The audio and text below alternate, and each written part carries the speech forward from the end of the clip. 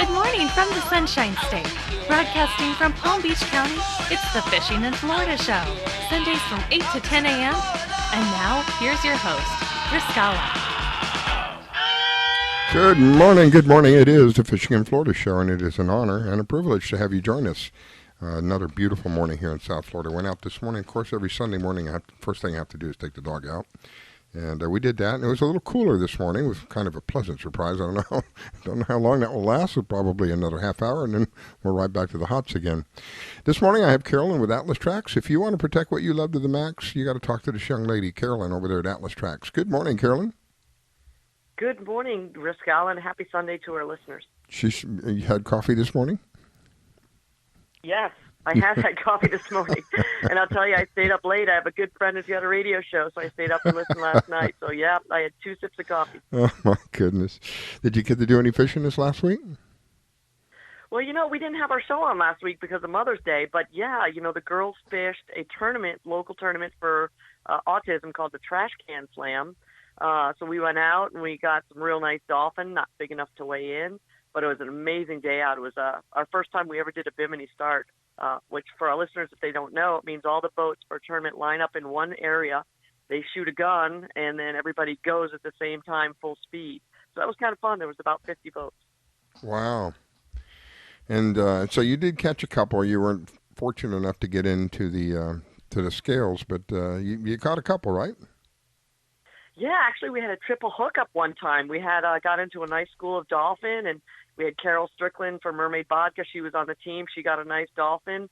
Of course, our friend Angelia, the Florida Salty Cowgirl, she got a bunch. So it was a really great time out.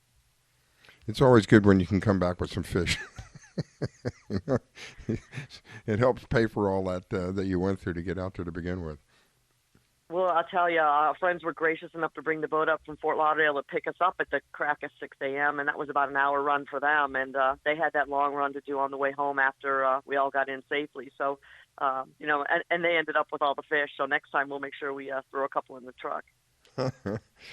Well, I didn't get to do any fishing this last week. I was gonna take the grandkids over here to the lake and let them play around over there, but we never did get around to it. I have, as you well know, every day, every morning I walk my dog, and one of the places I go is this little park. We have a small park. It's not very far from the house. And in the park, of course, is this water, this lake area, which is part of the drainage system that we have all around here. I saw some huge fish in there the other day. I was surprised at the size of the fish that were in there. I always thought it was little fish. Nope. I got some big monsters in there. So did you see them up at the surface? Were you walking along the edge and you happened to see them? I was walking along the edge, and they were, I think I mentioned to you this before, it's like a silver, I want to call it a carp. I don't know if that's true or not, but it's a big fish, swimming in, I don't know, maybe not even a foot of water. The thing is so big, part of it's sticking up out of the water. And that's how I saw it. Wow. I mean, that's what caught my eye. And there was several of them. I know that when I took the grandkids down there, the last time I was down there, they were swimming around, and we threw the bait right in front of them. They didn't want to have anything to do with it, so I don't know what kind of fish they are. But they're huge. I bet you if we could hook one of them, it'd be a heck of a fight. So anyway, yeah, it's kind of frustrating when they're sitting there swimming around and you can't get the interest. I don't know if that's ever happened to you. We hit a school of tuna one day. And just little ones. I don't know, maybe 5-7 pounds. To me, it's perfect size. But we couldn't get them to hit with anything. They didn't want. They were swimming around, eating something because the water was. You know what happens in the ocean when you get a bunch of them get into a feeding frenzy. The water kind of foams up. So we saw this foam way off in the distance, and we ran over there. And oh my, this is going to be we'll boatload this. No.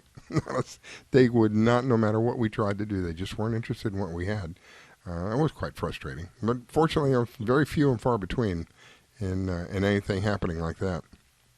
Yeah, I'll tell you, we had a crazy situation. And for our listeners, dolphin is also known as mahi-mahi. It's a very white, flavorful fish. Oh, my goodness. And in the Bahamas, we had gotten around to school, Mikaela, you couldn't believe it. Dolphin eat anything. They are ferocious. Yeah. They would not eat anything, oh my gosh. And they were so thick. Let me tell you how we got them in the boat. We took 2 gaffs, which are a hooked item to help get a fish in a boat. We took 2 gaffs and started free gaffing dolphins. Oh my and just gosh! taking them out of the water, and it was something I've never seen before. And when you're gaffing them, of course, they get pretty bloody. The boat looked like people were it just was like a war scene zone. you could only imagine out of a horror looks movie, like a but war I've zone. never seen. The guys were just reaching over and just gaffing them right out of the water. Without, I mean, having been out there myself, and without gaffing them, just catching them regular, and most of the boats I know of have a white interior. When we would come back, it looked like we were literally in a war zone. There was blood everywhere. If you didn't know any better, you'd be asking somebody, "Where'd you get? Who's cut?" Well, yeah, exactly. And, we were gaffing them from the front, so over the bow. So as they came off the gaff, they'd flop all the way down that 30 feet of putting blood all over the deck. And tails were splattering blood. And it was crazy. I've never seen anything like that before. They were so thick around the boat. They didn't want to eat live bait, nothing. Oh. So the only option was, let's see if we can gaff them. And, I'll be damned that we got 2 nice dolphin, and that's all we needed. And I've never been around dolphin that didn't want to eat. I've never seen that.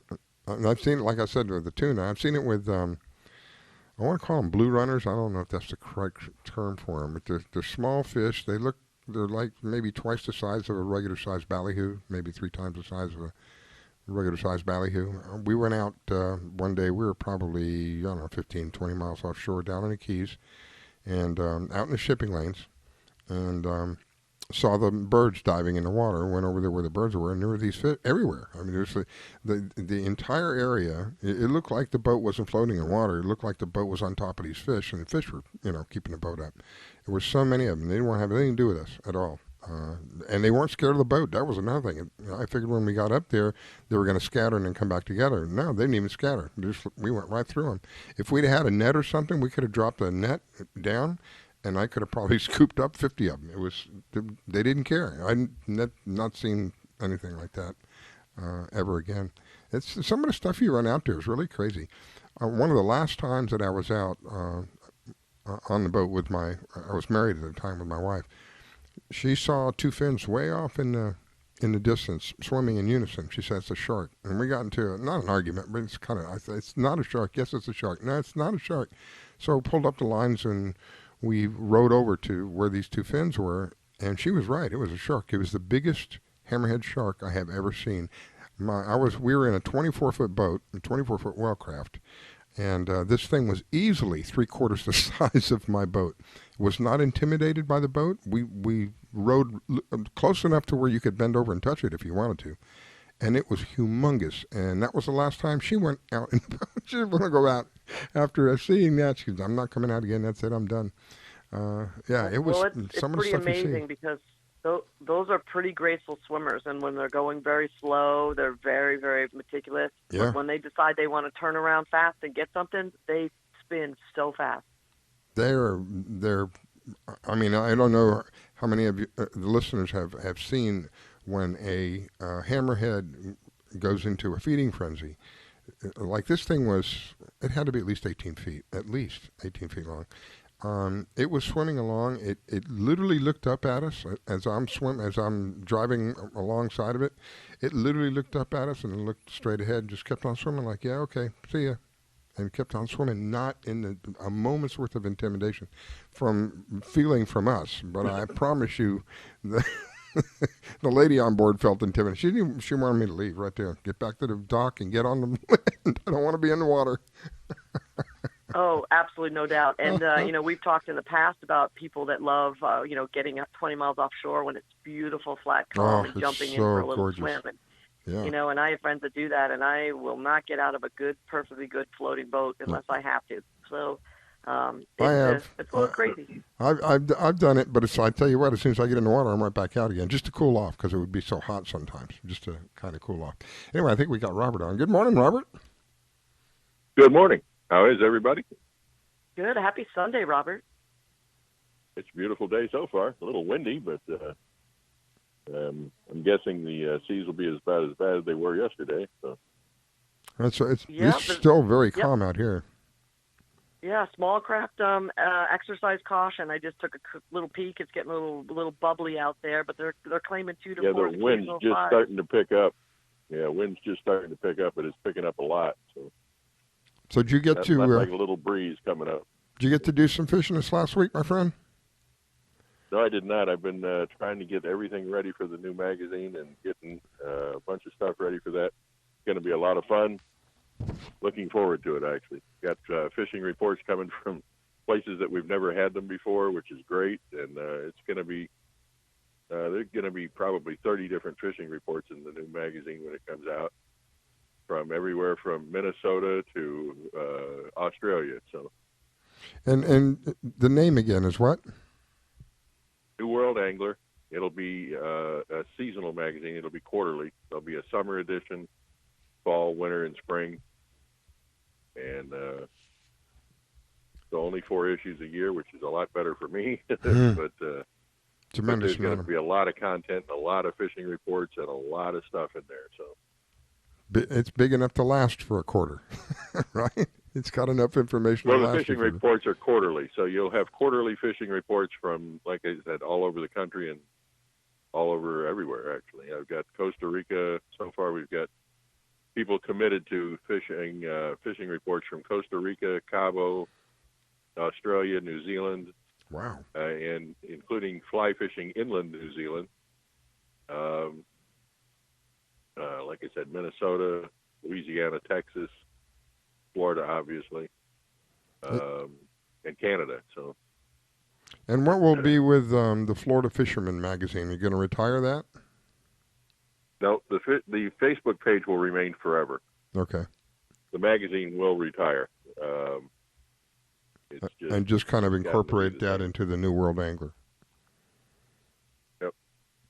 And it'll all be in there. And that way I don't have to answer any more those questions about, well, that fish isn't from Florida, and that picture's not from Florida. And people are just so petty and so ridiculous sometimes that it just makes me nuts. So. Oh, Lord have mercy. So, Robert, are you going to be posting on both pages, or we're just going to kind of let the current page stay? No, both pages. No, both pages.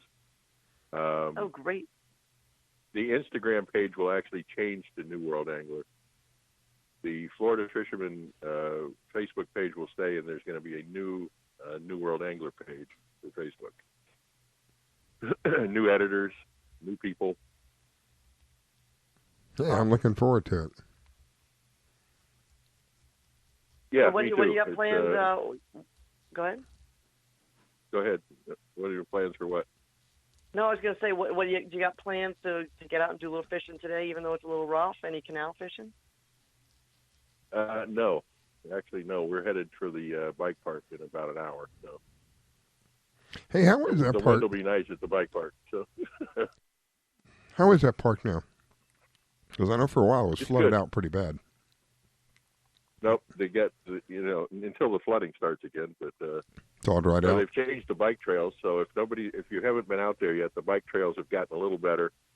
There's a new park manager, and the park manager said the trails were too hard for smaller people, so they changed some of the trails. So even if there's a rough part, you can get around it in a different method. So good place to get out there with your kids and let them give it a shot.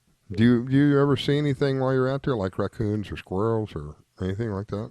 I've seen just about everything you can think of out there. Rattlesnakes. Oh, my gosh. Water moccasins, alligators, turtles, rabbits.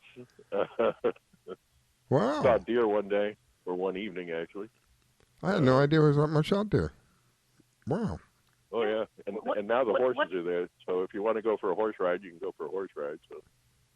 What's the name of the park, Robert? Jonathan Dickinson State Park. Is that east with alligators? What's that? Is that east with alligators, you said? Or is that a more western park? Yes, ma'am. Yeah. No, it's eastern. Oh. Yeah, it's almost at the ocean, isn't it? Well, it's connected to rivers that connect to the ocean, but it's not I haven't been across there in the years. street from the intercoastal, actually. Yeah. But yeah, actually, it's unfortunately that's also the park. If you look up the history of it, there was a young man killed there about 10 years ago by an alligator. I vaguely remember something like that. He jumped in. But beware of alligators. So Yeah, he jumped in. I vaguely remember that story. Yeah, they're here. They're everywhere. They're everywhere. They're everywhere. It's just one of If the things there here. is a standing body of water that has been there for longer than a year, there is an alligator in it. I know they're everywhere. Between the alligators and the iguanas and the snakes. I can't think of the boas. Is it the boas? Between the three of them, we're gonna get overrun. Well, not to mention what they've done to the fishing world. You know, we've got rivers and creeks full of cichlids and oscars and all sorts of Lost you, Robert. stuff that's over. Oh, Lost my back? You kind of faded out there. Oh. Wow, and they even do they have a equestrian area in there also. That's pretty neat. Yeah. It's a lot of fun. It's a good park. It's a great place to take your family, I can tell you that. So if you want to get out and take your kids and all of that, great. Yeah, I haven't been there. So Robert, when you go out there, you spend how much time out there? You go out and bike ride, you stop, typically how long are you out there? About 3 or 4 hours at least. Wow. Bike ride the trails, bike ride down to the boat ramps. There's a concession stand down there. You can sit and have lunch if you want. But the table's right by the water. It's a nice place. It's just a fun Sunday. So. You can barbecue. I remember that. Yeah, you can barbecue. There's pavilions everywhere. There's campgrounds for people who want to camp. There's cabins for people who want to rent a cabin. Oh, I didn't know that. Didn't know they had cabins. Yeah, in the back, the campground all the way back by the pavilions and stuff, there's a campground back there that has cabins in it. Do they still have the canoeing? You can go canoeing in there and stuff like that? Yep, canoeing. As a matter of fact, coming up in the summer will be the big Summer Slam. We have a paddle event that goes on out there. Then last year there was, I think I took pictures and sent them in, there was about, 150 paddle boarders and kayakers. And where were they doing? For the event? Involved in a they go out. They paddle up to the sandbar and they have a big barbecue on the sandbar. Oh. Then they all paddle back. Uh-huh. Except for those who drink too much and they get towed back. or have issues with the alligators.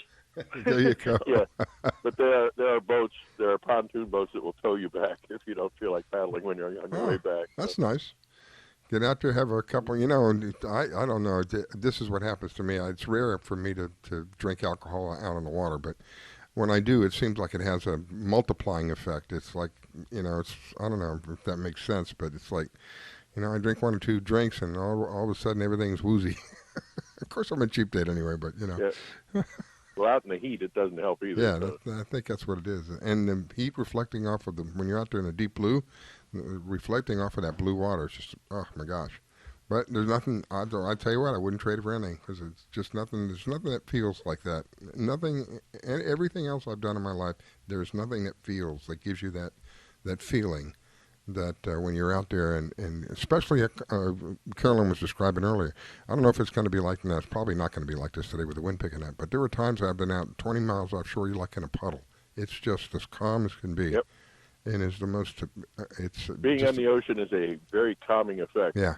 As a matter of fact, the local captain, Patrick Price, I made a reservation with him to go fishing, and I just left it open. I said, call me whatever day you have open that's beautiful out, and let's just go out. And he goes, well, who all's going? I said, just you and me. Mm-hmm. And I just said, I honestly don't care if we catch anything. I just need to get out, far out in the ocean. I know the feeling. And see the water. Yep. Yep. It's like part of you missing, and that you go out there and recharge. Go ahead, Carolyn.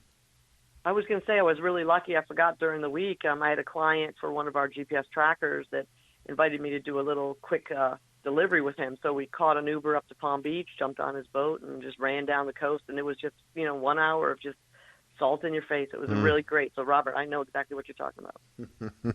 Yep. Oh man. Nothing quite like it. Yep. All right, Robert. Are you planning on doing any fishing coming up this week? You going to go to your secret spot? If I do, it'll be snook fishing up here in my little spot. Secret where we spot. Drive the golf cart to. So. You can't tell anybody. Shh. But that'll be about it. Unless Patrick calls me. Like I said, I have an open reservation now with Patrick for whatever day he thinks is a good day for me to be out there and go look at the water. So. Well, God bless you, my friend. I wish you an awesome day. Thank you for taking time to share with us this morning. I greatly appreciate it. Let me give Carolyn an opportunity to say goodbye to you. Wish you an awesome day. Sure, You too, absolutely. Have fun at the park, Robert, and we can't wait to see the new Facebook page. It'll be coming up soon, and I'll be looking for some content there, Carolyn. So. There you got it. You got it. The girls are fishing again, so we'll have lots for you. You're listening to the Fishing in Florida show. We'll be right back.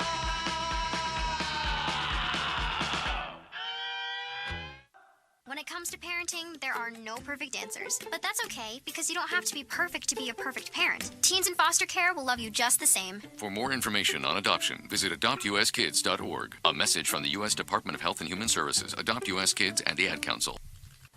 Thinking of moving? Before you do anything else, call Diane Whittick. She provides a concierge service. Things like having your home or condo packed and shipped, even take care of your home repairs or upgrades. Diane has the expertise to get it done. As a seller, you will have constant contact. She will furnish you with bids on any services that might need completion: air conditioning, plumbing, handyman, and even cleaning. Living up north and have a home to sell here in South Florida? Just give her the keys, address, and a signature. Your payment will be wired when the property is sold. That's right, Diane does it all. Thinking of buying? Diane has great listening skills. Tell her what you want, give her your budget, and like a genie, she will make your real estate wish come true. There's no regrets when you choose Diane Whittick. To reach Diane, call 561-247-5478. That's 561-247-5478. Do you need toner for your Epson, Hewlett-Packard, Canon, Brother, Apple, or Sharp printers? Look no further than Laser Technologies. In business for over 20 years, they offer the lowest prices on toner on the web. They can also repair your laser printers and toners fast and easy. Call their expert staff today at 561-792-9600 or email us at service@laser-technologies.com for all your toner needs. All toner is shipped nationwide. Why wait? Get the lowest prices on toner. Call or email us today. Do you have an unusual pet? Did you know that the Rainforest Clinic in Loxahatchee specializes in exotic pets? They see pets that other vets don't. Parrots and chickens, ducks, geese, turtles, snakes, goats, pigs, lizards, and even monkeys. Are you a beekeeper? Dr. Clubb, the first of her kind in the area? Yes, she takes care of bees as well. Dr. Susan Clubb has decades of experience and known around the world for her reputation as a premier avian vet. Located at 3319 E Road in Loxahatchee, just a short distance north of Okeechobee Road, you will find a modern clinic with in-house labs, which allow you to get your test answers quickly. You can find them online at www.susanclubb.com. That's www.susanclubb.com. Or you can reach her at 561-795-4878. It's Dr. Susan Clubb. That's 561-795-4878. The Rainforest Clinic located in Loxahatchee. 561-795-4878. Want to give your pet the celebrity treatment? Have you heard of Hollywood Pet Grooming and Care in Royal Palm Beach? They're located just off State Road 7 and have been servicing the area for 14 years. Hollywood Pet Grooming and Care is the home of the Blueberry Facial, also specializing in tartar removal with 8 years of assisting in dental procedures. Hollywood Pet Grooming and Care? They're more than just about dogs. They are the only experienced cat groomer in the area. They also cater to all breeds and sizes and open 6 days a week. Hollywood Pet Grooming and Care, located just north of the Super Walmart in Royal Palm Beach. You can find them at 250 Business Parkway. They specialize in shampoos with no extra charge. Flea and tick dips also available. Hollywood Pet Grooming and Care. You can give them a call at 561-793-9992. They also provide gift certificates for those looking for that special present. Hollywood Pet Grooming and Care. 561-793-9992. They're located in Royal Palm Beach. That number, 561-793-9992. Call for your appointment today. This station is now the ultimate power in the universe. We have ignition. Strap in. 5, 4, 3, 2, 1.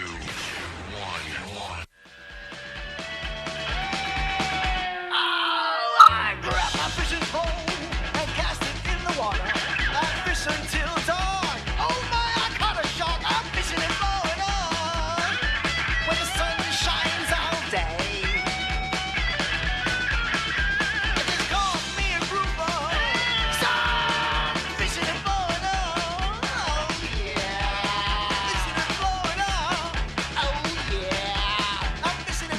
Reporting from the Sunshine State, broadcasting from Palm Beach County, it's the Fishing in Florida Show, Sundays from 8 to 10 a.m. And now, here's your host, Mikaela. All right, we are back. It is the Fishing in Florida Show. There's a couple of ways you can listen to us. The easiest of all of those ways is to download our app. It's absolutely free. There is no spyware. There's no adware. There are no push notifications. It's just the easiest way to listen to our network at whatever particular show is playing on the network at that time. There's a lot more than just Fishing in Florida on our network. And you can find that on in the Google Store, in the Google Play Store. It's under WTRM Radio. And it's free. There's no catches. I made sure when we worked with the designer that there was no spyware, no adware, and we didn't want to do the push notification thing. We just wanted to make it as easy as possible for people to listen to the network. You know, a lot of times when you download some of this free stuff, there's always some kind of a catch. There's no catch for this. That's about as easy, as straightforward as I can put it. And my guest is Carolyn with Atlas Trax. If you want to protect what you love to the max, you got to talk to Carolyn at Atlas Trax. Welcome back, Miss Carolyn. Absolutely, Mikaela. You know I love my Sundays, and it's a gorgeous Sunday set in South Florida. Starting out really nice. And by the way, while I'm thinking about it, I want to say a big thank you to Marina Rock Radio. Marina Rock allows us to use their service every Sunday morning, so they're a station out of Miami. And if you have the TuneIn app, Marina Rock is a TuneIn station. So if you have the TuneIn app, you can find us under Marina Rock every Sunday morning, of course, from 8 to 10 a.m. Thank you, Marina Rock. Greatly appreciate that, and make sure that I send out my thanks to you people. They've been very, very gracious with their service for us on Sunday mornings. Okay, you want to introduce our next guest? I would love to. So our next guest is Lindsay from the Ladies Fish Off, which is a big tournament down in Lighthouse Point, South Florida. And this year is our 35th anniversary of this all-female angler tournament. So, Lindsay, welcome to the show. Hey, good morning to both of you. Good morning, good morning. So yeah, big news. We have a big tournament coming up in 3 weeks. Lindsay can tell you a little history about the tournament, what we're raising funds for this year, and all the great events and pre-parties we have going on. So go ahead, Lindsay. And like all of our anglers, by the way, everyone has full-time jobs. This is something she does for the love of the tournament and the love of ladies fishing. Yeah, absolutely. So as Carolyn mentioned, this is our 35th year holding this tournament in South Florida, which is pretty amazing. So it started in 1986 by a few women who wanted to put on their own fishing tournament, to prove they could do it. But more importantly, they did it to raise funds for charity. So since the inception, we've always been a nonprofit organization. We're a certified 501c3. And we have raised over $500,000 for our charity since we have been doing this tournament. Yeah, it's pretty awesome. So it's cool. So our anglers in our committee and our volunteers, we all really get behind the fishing, of course. And it's a really fun day, but also it's great to get to know our beneficiaries and to really help out the community. So this year, our beneficiaries are the Billfish Foundation, of course, whose goal is to conserve billfish population. They encourage tag and release, and they do this just through different avenues, policy and research and education, things like that. We are also benefiting the Flight Center this year. This is a facility in Fort Lauderdale, Broward County, Florida, and it helps foster youth transitioning out of this system. So it helps them secure their first job, helps them with housing, helps them with any aid or grants or financing available in the community. So, and then we also support Freedom Fighters Outdoors, and part of our optional entry proceeds goes to them. So it's a really wonderful event. It's also a very family-oriented event, and so I encourage everybody to come and participate. Okay, so a couple of things. I think I missed it somewhere on the line. What's the name of the tournament? The Ladies Fish Off. Okay, she did say that, but I thought that was just part of the team. So it's the Ladies Fish Off is the name of the tournament, and the date of the tournament is? It's June 3rd through June 6th. And the actual fishing day, Riscal, is June 5th. The 5th? Right. Okay. And is it one of those catch and release tournaments, or is it you get to keep it, or? No. So we fish for 5 species: tuna, wahoo, dolphin, cobia, and blackfin tuna. And of course, you get to keep those. We also work with a local church, and they come in, and any fish that people don't want to eat or take home, they can actually donate it as well to the church and to the shelter they work with. Awesome. So yeah, absolutely. You're looking at 1, 2, 3 different foundations or different organizations, maybe better, more accurate, that you're going to assist through this tournament. That's correct. All proceeds from the tournament go to these foundations.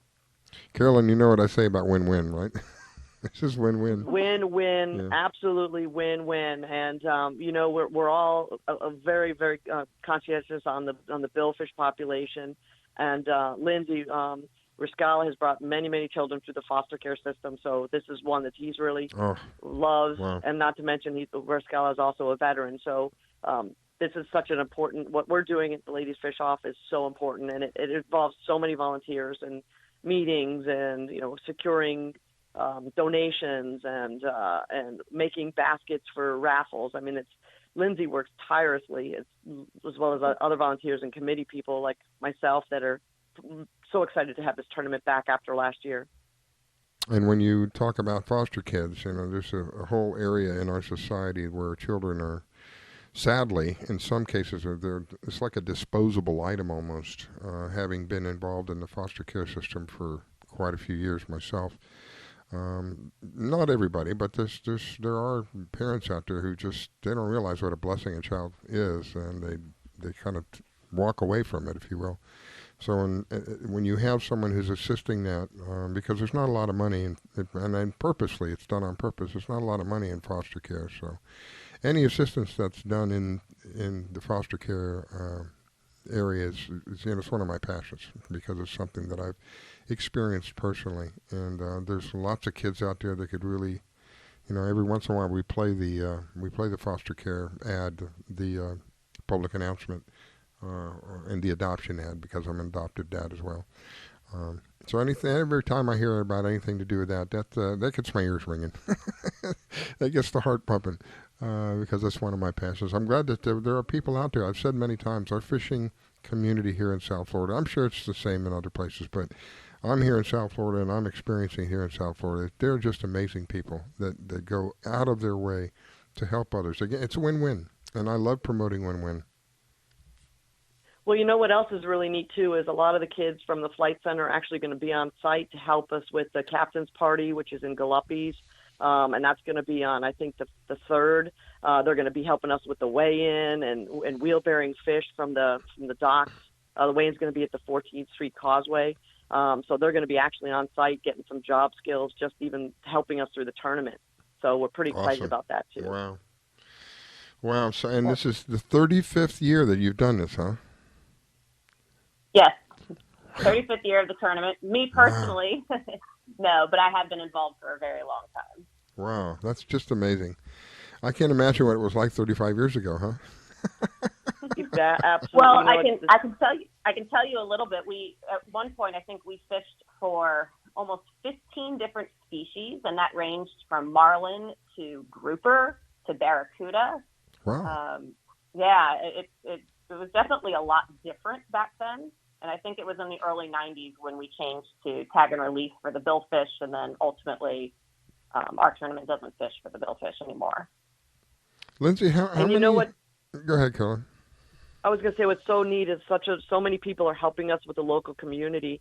One of our title sponsors is Chaos Rods, and they've got a tackle center and a store, and they're actually letting us have our Sunday awards dinner inside their tackle store while it's open for business.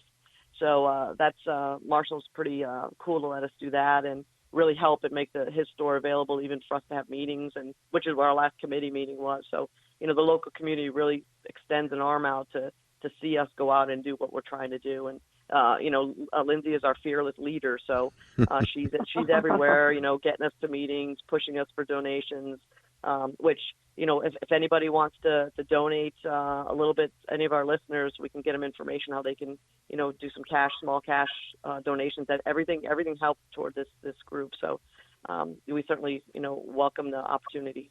Is there a website set up for this or not? Yes, ladiesfishoff.com. Cool. And can they Check donate? us out on the website. Can they donate from the Find our website? social media handles. I'm sorry, go ahead. Can they donate from the website? Yes. Excellent. If you go to the 2021 tournament and sponsorship, and then there's a link for sponsor payments. So you can read all the different levels and the options, and you can pay by credit card right there. Awesome. Well, again, it's a win-win, and I love promoting win-win. So how many people are going to be at this tournament? What are you expecting? Well, last year, which we actually did not have our tournament last year because of the pandemic, but in 2019, we had 152 anglers. Wow. So, yeah, but this year we expect a lot more. We had a pre-event and a pre-registration, which is actually still going on. People can register online as well. And we encourage them to register early. We do have a discount if you register early. But we expect over 200 anglers this year. We've had upwards of 250. I think everybody's ready to get out and fish this year, especially since we missed it last year. And just to celebrate our 35th year, it's like Carolyn said, it's an awesome event, and we throw a good party. I'm just going to throw that out there. We throw a pretty good party. It sounds like it's going to be an awesome time. Go ahead, Carolyn.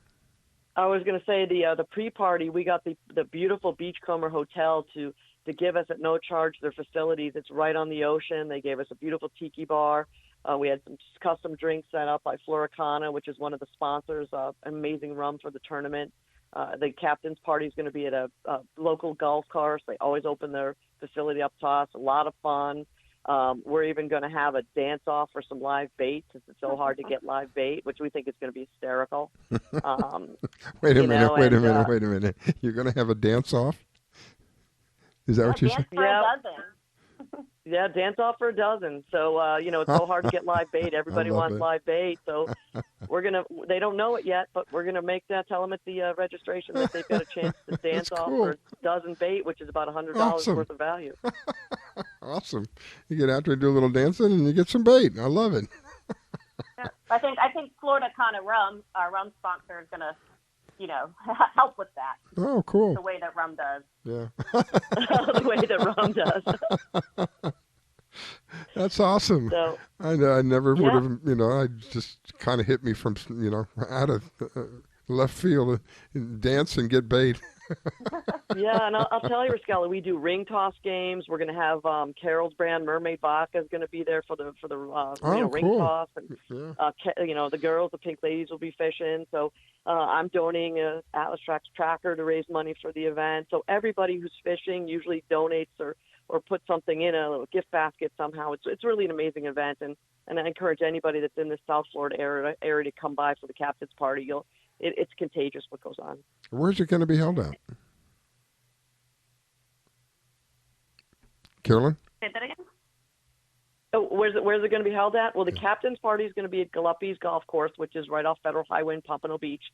That's Thursday, usually, I believe, 6 to 10-ish. And then the tournament is going to be out of Hillsborough Inlet. And weigh-in is going to be, Lindsay, I don't recall the time, but weigh-in is going to be at the 14th Street Causeway boat ramp, which is a great venue. Plenty of free parking there. And Lindsay, I'm not sure, what time is the weigh-in? The weigh-in, we open up the scales at 3, so it's usually about 3 to 6. And it's ladiesfishoff.com, is that correct?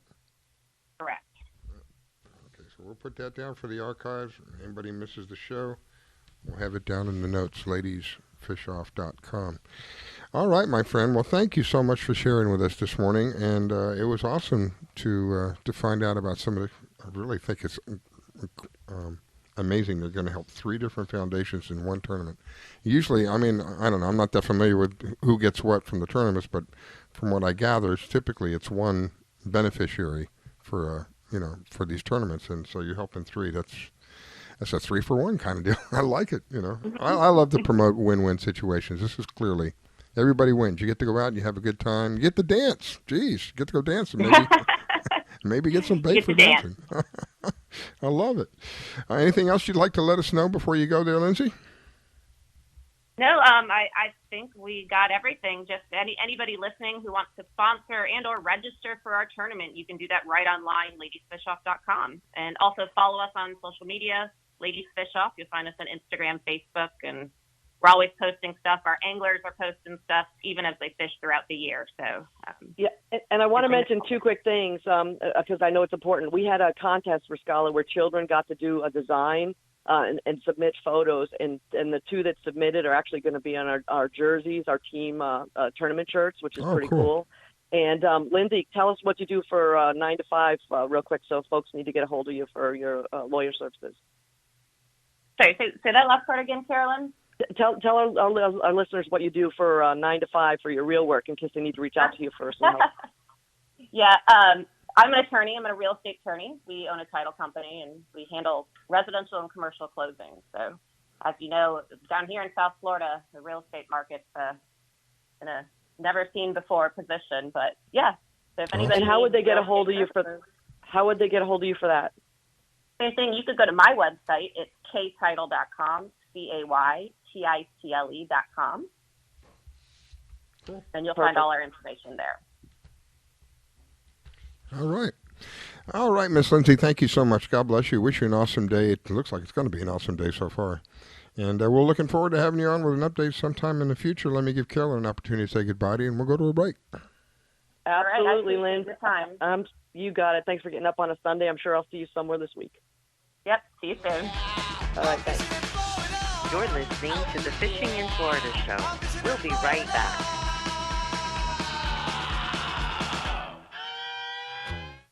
When it comes to parenting, there are no perfect answers. But that's okay, because you don't have to be perfect to be a perfect parent. Teens in foster care will love you just the same. For more information on adoption, visit adoptuskids.org. A message from the U.S. Department of Health and Human Services, Adopt U.S. Kids, and the Ad Council. Thinking of moving? Before you do anything else, call Diane Whittick. She provides a concierge service. Things like having your home or condo packed and shipped. Even take care of your home repairs or upgrades. Diane has the expertise to get it done. As a seller, you will have constant contact. She will furnish you with bids on any services that might need completion. Air conditioning, plumbing, handyman, and even cleaning. Living up north and have a home to sell here in South Florida? Just give her the keys, address, and a signature. Your payment will be wired when the property is sold. That's right, Diane does it all. Thinking of buying? Diane has great listening skills. Tell her what you want, give her your budget, and like a genie, she will make your real estate wish come true. There's no regrets when you choose Diane Whittick. To reach Diane, call 561-247-5478. That's 561-247-5478. Do you need toner for your Epson, Hewlett-Packard, Canon, Brother, Apple, or Sharp printers? Look no further than Laser Technologies. In business for over 20 years, they offer the lowest prices on toner on the web. They can also repair your laser printers and toners fast and easy. Call their expert staff today at 561-792-9600 or email us at service@laser-technologies.com for all your toner needs. All toner is shipped nationwide. Why wait? Get the lowest prices on toner. Call or email us today. Do you have an unusual pet? Did you know that the Rainforest Clinic in Loxahatchee specializes in exotic pets? They see pets that other vets don't. Parrots and chickens, ducks, geese, turtles, snakes, goats, pigs, lizards, and even monkeys. Are you a beekeeper? Dr. Clubb, the first of her kind in the area? Yes, she takes care of bees as well. Dr. Susan Clubb has decades of experience and known around the world for her reputation as a premier avian vet. Located at 3319 E Road in Loxahatchee, just a short distance north of Okeechobee Road, you will find a modern clinic with in-house labs, which allow you to get your test answers quickly. You can find them online at www.susanclub.com. That's www.susanclub.com. Or you can reach her at 561-795-4878. It's Dr. Susan Clubb. That's 561-795-4878. The Rainforest Clinic located in Loxahatchee. 561-795-4878. I grab my fishing pole and cast it in the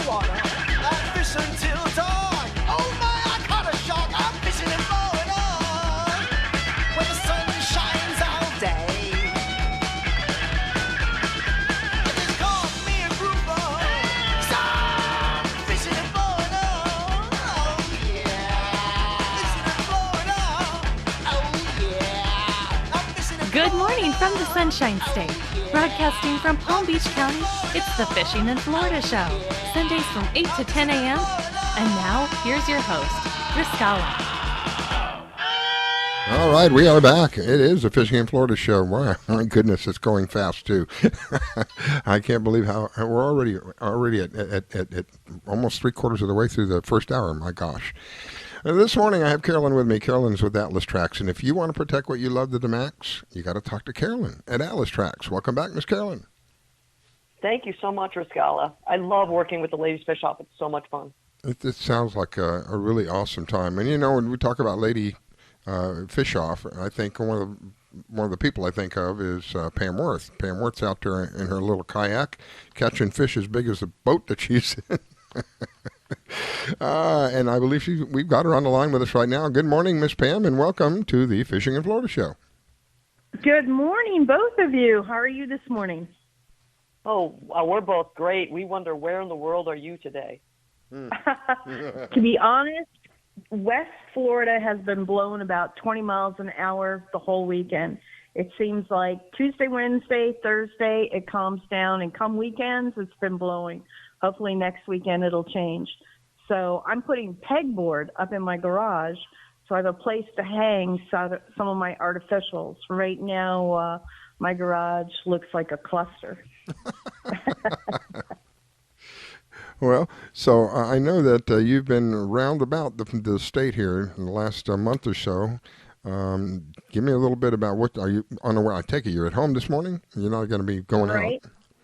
I'm in the Tampa Bay area. Yeah, I've had a good time. I fished with Captain Stevens 2 weekends ago and got my first. I just went brain dead. Tarpon on an artificial. So that was a lot of fun. That was an awful lot of fun. And then right behind it, everybody said that they weren't catching any reds in Tampa Bay because Tampa Bay is very spooky. The reds are so spooky. Got almost a 30-incher on top water. Wow. So it's been some good fishing.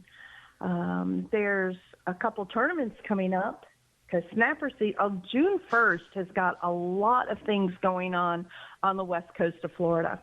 As you know, for the last 2 years, half of the west coast has been catch and release only for trout, redfish, and snook. Well, as of June 1st, from basically, the whole area is now open to trout. And from Manatee North, redfish is also legal. Snook is a closed season, basically because it's their breeding season and it's always closed over the summer. So that's nothing new for any of the anglers around here. But in addition to that, June 1st is also gag grouper season opens. And the 4th of June, one of the prime table fairs, red snapper opens. So there's a lot going on over here. Wow. Yeah. People are going to be busy over there. There's no question about that. My goodness. And because of all the openings, we're going to have one of the biggest red snapper tournaments out of Tampa Bay, basically right around the 20th.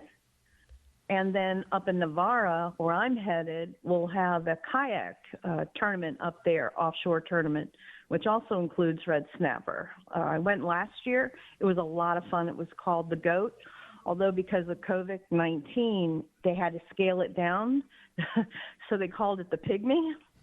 He actually, Derek Denton actually brought a pygmy goat onto the beach. How funny. He was so funny. He was. He's hysterical. He had a big old top hat and a big wrestling belt to the person who won the tournament. Also, what's very unique is Navarra is thinking ahead. And years ago, they laid out artificial reefs, which are within 2 miles of the shoreline, basically to attract kayak anglers. And the boaters pretty much stay away from that area out of respect because there's so much in the panhandle.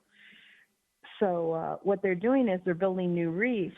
Whoever each year the winner of that particular tournament has a reef named after them. So that's kind of cool too.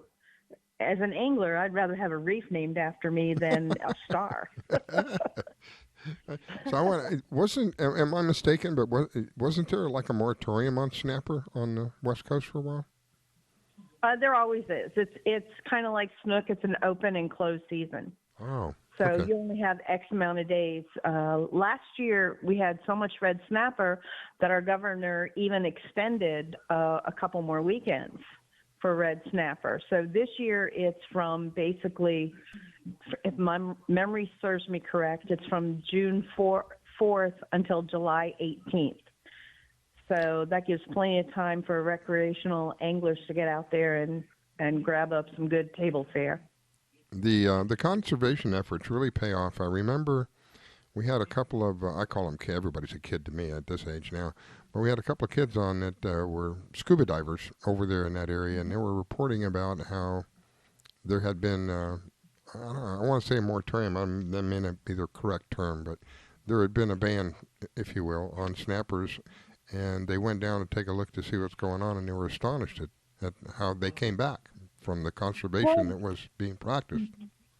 Right. They were also underreported. Gainesville and FWC only looked at the major reefs and didn't look at all the minor reefs. And the bigger fish had moved to the minor reefs. So there was a whole area that they didn't look at. Also, FWC is talking about Goliath grouper.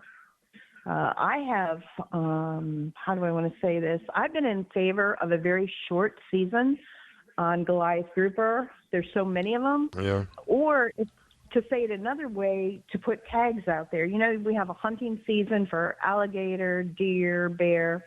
Why not? And they all have, the deer don't need tags, but especially alligators, it's a lottery and they sell the tags. My thought is turn around and sell those tags at $1,000 each. Maybe 40 tags, you now have enough money to hire at least one more law officer to get on the water. That's a good point. Yeah. And when the Goliath grouper, we used to call them Jewfish, but they're Goliath groupers basically will exterminate a reef. They eat everything. I had a kingfish on 4 years ago, and I was fishing with Lynn Zirkle. And a Goliath grouper came up and ate it.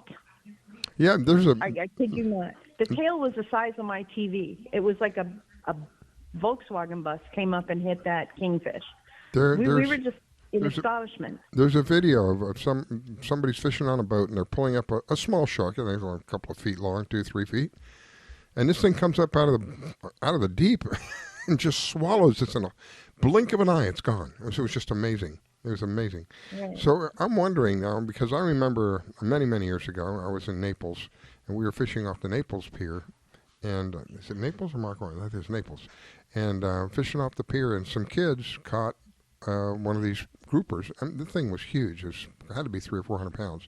By the time they got it to the shore, they had already had it sold. Of course, we can't do that nowadays. But by the time they got it to the shore, they had already had it sold to one of the local restaurants. Can you imagine that? Go fishing one day.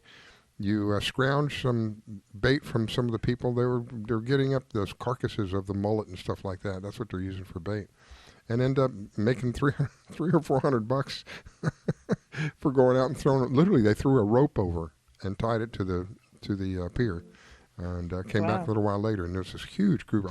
My gosh, I was amazed at how big the mouth is on these things. Yeah.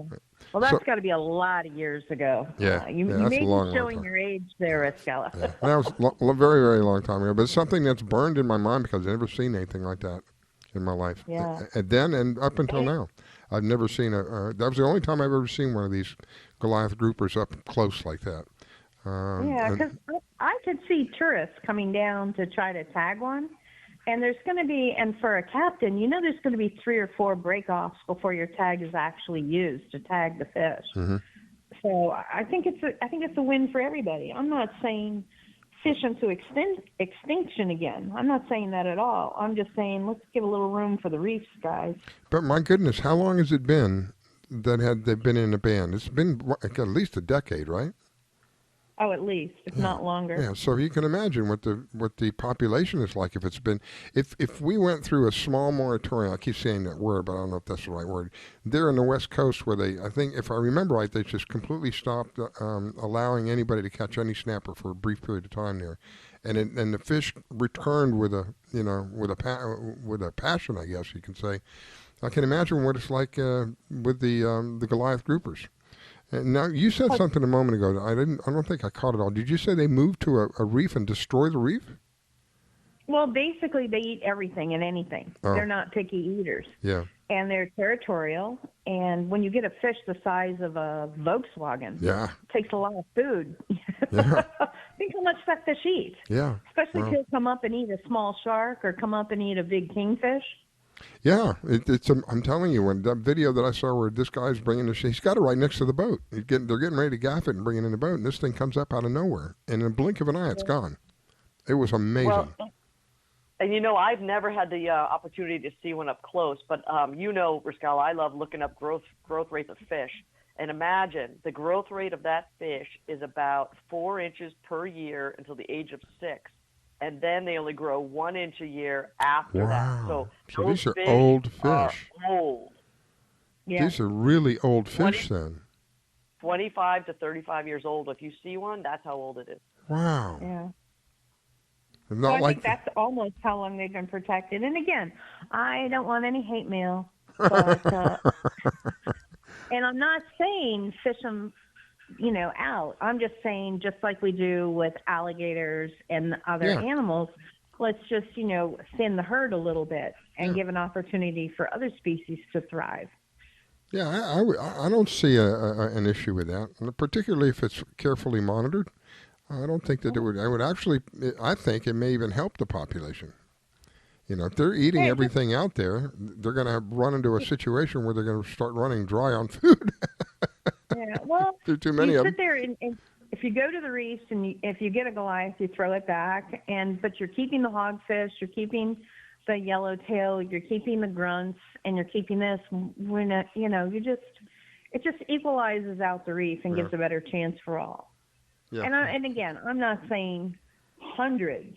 I'm saying X amount, and whatever they deem is going to be respectful, and help monitor, and they'll probably have some sizes. I don't know exactly, but like I said, all I did is I read an article that FWC is thinking about it.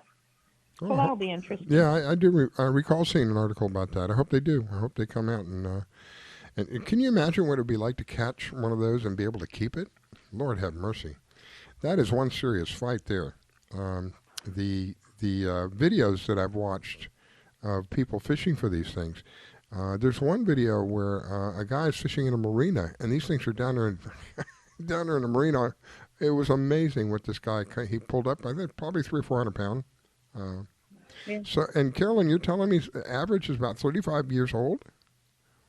Right, 25 to 35 years old to get them that big if they're only growing 4 Wow. inches a year. Think about it. And the biggest one was 800 pounds so far. Wow. So they kind of sound like reef bullies. Yeah. Yeah. Well, I mean, they eat sharks, geez. They're incredible eating machines. And I want everything. I want the reefs and the waterways to be very healthy. I'm not saying, limit them to where we're in trouble again. I'm just saying let's be able to harvest a few just to keep the reefs healthy. Yeah. You don't want them to be the only fish on the reef. Yeah. I mean, you get too many of them. It's like the lionfish, right? We're being, I don't know if on the West Coast we have that problem, but over here on the East Coast we have this problem with the lionfish overrunning the reefs out here and literally destroying the reefs out here. I would imagine it would be similar with the Goliath groupers. You get too many of them, and they're going to eat up everything. I was laughing about it earlier, but it's serious. Imagine you get 20 of these guys, just one of them. Imagine what one of them eats. You get 20 of them in an area. Lord have mercy. Yeah, the lionfish is a little different. At least the grouper, when they're smaller, have natural enemies. Because the lionfish is not native to this area, it has absolutely no natural enemies whatsoever. And really? they can breed a couple times a year, and they lay like thousands of eggs. It's crazy how fast they grow. Wow. Well, I've seen the grouper. I think it was a grouper. Could have been a Goliath, but I've seen groupers suck them up. They eat them up. So, Good. They're learning. Yeah. I've heard a lot about lionfish. I've never eaten lionfish, but I thought that they were poisonous. Am I mistaken? No, they are. Their spikes are, but you still can flay them out and have good meat off of them. What happens do you know what happens if somebody gets stung by one of these things? Do they get spiked? Do you get really sick? Is it like a man of war? Or? I don't know. I just know it can't be worse than a hardhead catfish. Oh. When I was a kid, I stepped on one of those, went right through my sneaker. Oh, my God. Oh. You just reminded me of a pain. Yeah, it was horrible. Right through the sneaker as a kid. Yeah. One of the things as a kid I used to do is when we catch a fish, I put my foot on it to get the hook out of it, hold it down on the ground. Oh. That was a mistake.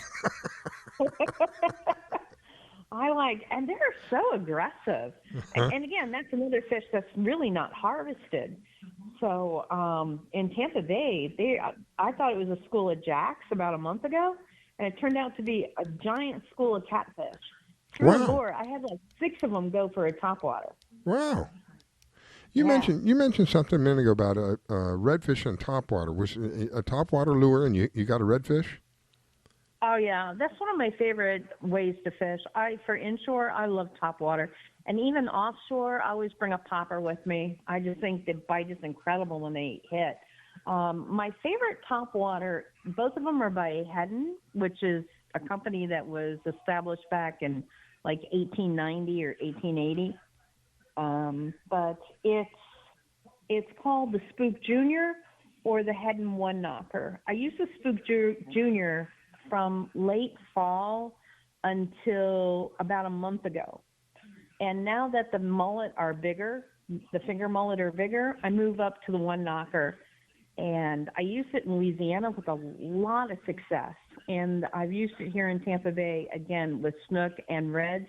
Both hit it like it's Sunday dinner. So it's been very effective.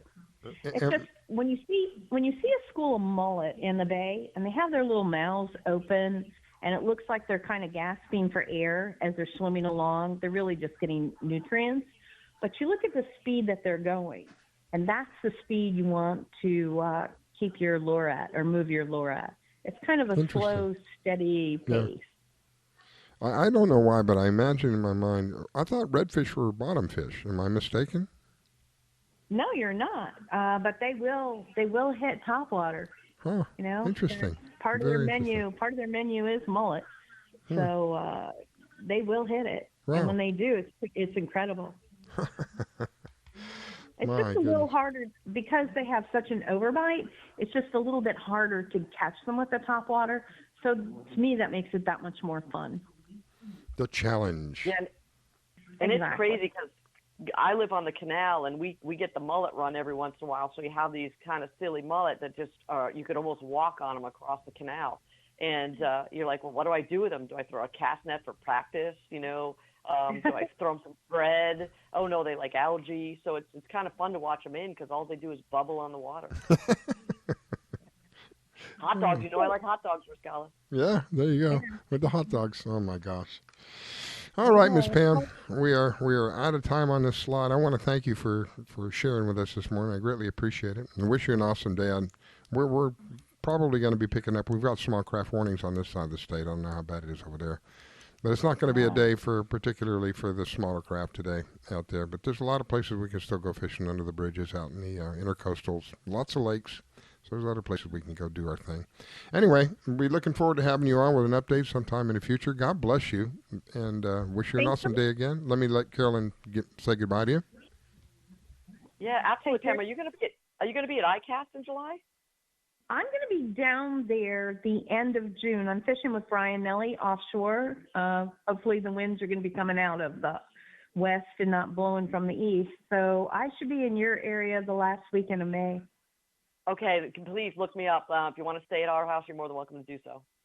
Oh, that would be great. And then also, I hope to see everybody over here the weekend of Father's Day for the big red snapper tournament. It's going to be a lot of fun.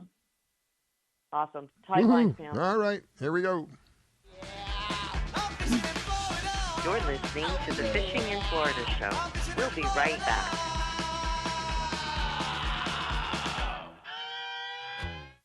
When it comes to parenting, there are no perfect answers. But that's okay, because you don't have to be perfect to be a perfect parent. Teens in foster care will love you just the same. For more information on adoption, visit adoptuskids.org. A message from the U.S. Department of Health and Human Services, Adopt U.S. Kids, and the Ad Council. Thinking of moving?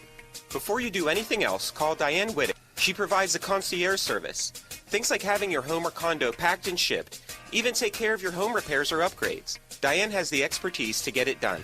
As a seller, you will have constant contact. She will furnish you with bids on any services that might need completion. Air conditioning, plumbing, handyman, and even cleaning. Living up north and have a home to sell here in South Florida? Just give her the keys, address, and a signature. Your payment will be wired when the property is sold. That's right, Diane does it all. Thinking of buying? Diane has great listening skills. Tell her what you want, give her your budget, and like a genie, she will make your real estate wish come true. There's no regrets when you choose Diane Whittick. To reach Diane, call 561-247-5478. That's 561-247-5478. Do you need toner for your Epson, Hewlett-Packard, Canon, Brother, Apple, or Sharp printers? Look no further than Laser Technologies. In business for over 20 years, they offer the lowest prices on toner on the web. They can also repair your laser printers and toners fast and easy. Call their expert staff today at 561-792-9600 or email us at service@laser-technologies.com for all your toner needs. All toner is shipped nationwide. Why wait? Get the lowest prices on toner. Call or email us today.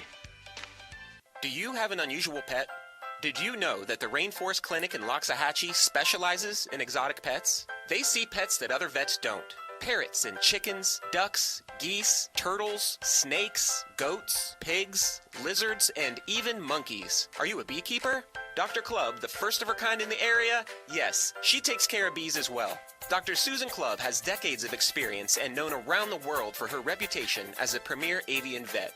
Located at 3319 E Road in Loxahatchee, just a short distance north of Okeechobee Road, you will find a modern clinic with in-house labs, which allow you to get your test answers quickly. You can find them online at www.susanclubb.com. That's www.susanclubb.com. Or you can reach her at 561-795-4878. It's Dr. Susan Clubb. That's 561-795-4878. I grab my fishing pole and cast it in the water. I fish until dawn. Oh my, I caught a shark. I'm fishing and blowing on. When the sun shines all day. It just caught me a grouper. So I'm fishing and blowing on. Oh yeah. Fishing and blowing on. Oh yeah. I'm fishing and Good morning from the Sunshine State. Broadcasting from Palm Beach County, it's the Fishing in Florida show. Sundays from 8 to 10 a.m. And now, here's your host, Mikaela. All right, we are back. It is the Fishing in Florida show. You can find us every Sunday morning right here on the WTRM radio network. And several different ways you can listen to us. Of course, the easiest of all those ways is download our app. It's absolutely free. You can find the app at the Google Store. Look for WTRM radio. And again, no spyware, no adware, no push notifications, just the easiest way to listen to us. If you don't have the app or don't want to download the app, and you might have the TuneIn app, well, you can find us on TuneIn if you go to Marina Rock Radio. A big thank you to Marina Rock. They allow us to use their service on Sunday morning. That's another way you can listen to us. If you're on the web, just go to fishinginfloridashow.com. You can find us there. If you're on Facebook, click on Contact Us on our Facebook page, and that'll take you to our live server. So there's several different ways you can listen to us. We try to make it as easy as possible for everybody, and we are ever so grateful for every one of you that take the time to let us share with you on Sunday mornings. This morning I have Carolyn with me. Carolyn is with Atlas Trax, and if you want to protect what you love to the max, you got to talk to Carolyn at Atlas Trax. Welcome back, Miss Carolyn. Thank you so much, Mikaela. You want to introduce our next guest? I would love to introduce our next guest. I met this young lady, Tonya, at the pre-party for the ladies' fish-off. We just had Lindsay on the phone not too long ago. And she was kind of wandering around, and I kind of started talking with her, and come to find out she owns a bait rigging company. She's a local woman-owned business. Hot dog. She makes her own rigs. She does her own bonita strips. Wow. And she was not bragging about the fact that she's a woman-owned business. So I said, let me help you. Let's do some fun things together and get you in the fishing community. And we have Tonya Albritton from Spook Baits on the phone with us. Hi. Good morning, everyone. Good morning. Good morning. Thanks for having me. Well, we enjoy having people like you on because we help promote as best as we can small businesses, woman-owned businesses, family-owned businesses, because we know that, from my personal experience in small businesses, if they're locally owned and family-owned, woman-owned businesses, they give back to the community a heck of a lot more than the big corporations do. So everybody wins when we're dealing with the small guys. So, welcome. Tell us a little bit about what you're doing. So like Carolyn said, I manufacture offshore trolling baits. So I buy everything wholesale and pull wire, do hay wires to the hook. And then the bonitas, we have some guys local guys that fish, and then we slab them, cure them, cut them. And then I also do the rigged bonita strips and unrigged. So from start to finish, I do it all. I also do all my own ordering. I take all the orders. I fulfill all the orders. I do all my own bookkeeping and all my own deliveries. And it's fun. It's a lot of fun. I enjoy it. It's a lot of hard work, but it allows me to fish a lot more. So that's a bonus. That's an excellent benefit there. Wow. Yeah. And here's what's really interesting. Her story, she started, correct me if I'm wrong, you moved from Utah, not the offshore from fishing Tahoe. capital. Yeah, I'm actually from Nevada, from North Lake Tahoe. My dad was an outdoorsman, and we did a lot of lake fishing, stream fishing, a lot of trout. And yeah, so I'm definitely not from South Florida. I've been here about, 8 years or so.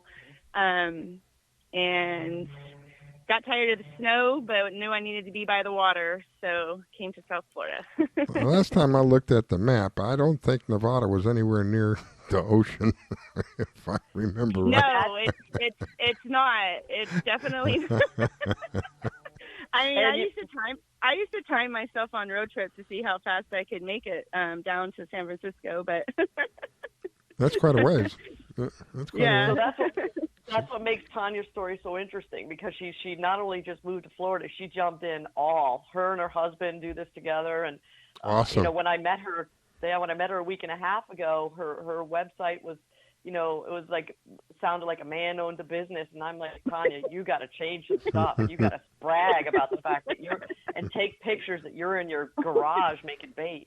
Yeah, that's awesome. Yeah, that was great advice, because I've definitely hid that I was a woman-owned business, and now I'm proud, and now I want everyone to know. My personal profile on social media is definitely, I fish a lot. We kayak fish mostly. I own a Hobie, and we do a lot of kayak fishing, and so I'm always out there, always trying to get better and better, and I just enjoy it. Oh my God, I'm addicted to fishing. We just prior to you coming on, we had Pam Wirth on. She's one of the top kayak anglers here in Florida. That's awesome. I've learned a lot about kayak angling from her. She's very, very experienced. She's got quite a bit under her belt. Yeah, I need to look her up then. Yeah. But I've spent the last couple of years since I bought Spook. I'm not sure if you're familiar with Barbara Ferguson. She was the previous owner. She's a 5-time Triple Crown winner. She's actually the one in the 80s. She's actually is my mentor that has really helped me a lot. And she taught me a lot with doing my hay wires and how to rig squid so it's goes in the water right, and my bonita strips.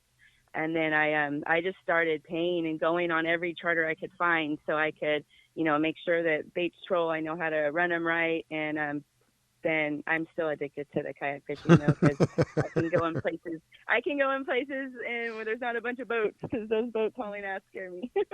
My goodness. Wow. So I take it that it's natural bait that you're working, or is it artificials as well?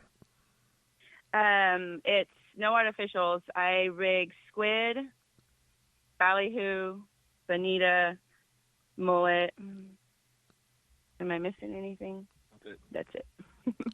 I have my moral support here with me, my husband Ashley. It's all frozen bait. Oh, okay. All our bait is sold it's all sold in freezers. And how is it how do you package it? I package it with what's the name of my vacuum sealer? I don't know. Yeah, I package it with my styrofoam. Some of it's on the styrofoam trays, and I have a big, huge industrial oil vacuum sealer. And then I have my cart in there, and I distribute it to. That's how it's packaged. Are they single? Are they individually?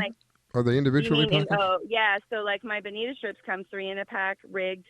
My unrigged come 4 in a pack. My squid, I have the larger squid that's on a 7/0 hook and AFW fishing wire. Those are individual, and then I have still nice size rigs, but the 3-pack of those, and then like the ballyhoo. So I noticed a lot of people like to run the wire ballyhoo, and so the mediums, I decided to, one of my friends that's helped me a lot, he's like, you should do sea witch and skirt on those, dress them up, and they'll sell. And sure enough, I have some different shops, really, it's interesting, the different shops that sell different items, but some of those shops, like, those are very popular. How much time, Carolyn, was that you? I was going to say what's really cool is on her website, which is seaspookbaits.com. You can go and order and see all the products they have, and they're doing a lot of bonita strips with rubber skirts or sea witches, so that really all you have to do is take it out of the package and put it right on your That's cool. I remember that was a painstaking job because when we would go the night before, we would prep everything, and my gosh, sometimes we'd be up for hours doing that kind of thing. So I'm curious. It's time-taking. It is. It's very time-taking. If somebody wants some bait, what kind of notice do you need? Do you get it that day, the next day, the following day? So 24 hours. Really, I'm in Deerfield Beach, and I have my rigging shop here, and I deliver in this area, Deerfield Beach, Lighthouse Point, Pompano, the same day, and then like I'm all the way up north to like Juneau Baits or Lot Brothers. I'll do the next day. So within 48 hours for sure. I do local deliveries, or you can order on my website as well. And then I'm in a lot of the marinas and a lot of the bait shops, so you can also. I do custom orders too. I've been getting a lot of custom orders, which is awesome. Okay, now you've tickled my ear. What is a custom order? What is that? What does that mean? So different people have been wanting like I do the sword baits. They want all mahi bellies rigged with this color skirt, this size bait, or they will want something I'm kind of pushing now is a pro pack. So they want, say, 3 large horse ballyhoos, 3 mediums naked or rigged with the octopus skirt and a flash witch, this purple black fast witch. So just kind of build their own packs or rigging what they want. So you're very flexible then. Nobody does that, Mikaela. That's like she's the first I've ever heard of. In your garage the night before. Yeah, this is the first I've ever heard of. The closest I've come to this was Joe, but he doesn't rig anything. He just has bait available for people. Yeah. That's the market I like, is like, how do you want it? Because everyone's crazy about colors and it has to be, light green and yellow for the big mahis will eat the little mahis, so you need to be on that. Or everyone has their theory of why a color bites. So I find that people will want certain colors. So I'm like, you know what? I'm going to cater to these people since, The Islanders, they don't want the octopus skirts. Yeah, some people will want Islanders, some, whatever you want. And that's my, I'm not in every single bait shop because we are like just me and my husband and I do have a couple awesome helpers that will help me rig in a pinch. And, but I like quality. Like my baits are quality. They will catch fish. And that's what we want. And I'll tell you what, the ladies, our ladies team, the Pink Ladies, are going to use some of her baits at the Ladies Fish Off June 5th. So we'll make sure we get together and definitely get out, Tonya. So we appreciate it. And I think it's such a cool story and the custom bait you do and getting out there. And I bumped into her 2 days ago. I was doing a boat delivery and she was on the dock and she came up and gave me a big hug. And I'm like, I'll Hot help dog. you with anything you need. Hot dog. Well, we wish you the best, Miss Tonya. And we'll be happy to have you back on with an update. And I do want to thank you for taking the time to call and share with us this morning. And it is cspookbaits.com. Is that correct? Yes, that's it. cspookbaits.com. That's it. All right. Thank you very much for having me. And my thanks to you, my dear. Let me give Carolyn an opportunity to say goodbye to you. And we're off to a break. Absolutely. Okay. What's a good number for folks to call and custom order their bait? What numbers should they call you on? They should call me on... That's a great question because I don't know my business phone number by heart. Well, luckily I have it. I have you it if have you need it. Yes, it's 954-758-9361. Thank you so much. Thank you, Carolyn. See, she's a good backup. She's a good backup. All right, we'll be right back. All right, thanks. You're listening to the Fishing in Florida show. We'll be right back.